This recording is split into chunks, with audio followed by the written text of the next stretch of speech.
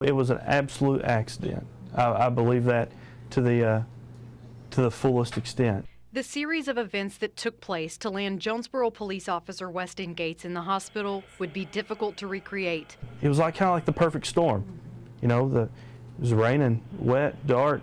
My car was in the right spot. You could what if it to death. Something else you could what if happened before Officer Gates arrived, as 19-year-old Mallorie McCullum was headed home. I saw the car out over in the ditch, and for some reason I just felt the need that I needed to pull over. It was one of those feelings I cannot explain to you. Mallorie watched for a moment from this car wash as two people tried to help the person in the car. They left, so I was like, okay, well, I'm going to go ahead and leave. You know, they got it taken care of.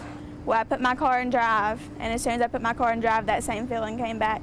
It's at that moment she sees Officer Gates's blue lights. It's also the first time their paths would cross that night. I went ahead and pulled up into a stall at the 25-cent car wash. I saw there was a blue Mustang with a little blonde girl in it. Well, he looked at me and just stared for a second. I thought she might have ran out of gas. And he directed his attention back to the car in the ditch. A moment that passed as quickly as it happened, because less than a minute later, Gates was hit and thrown nearly 75 feet.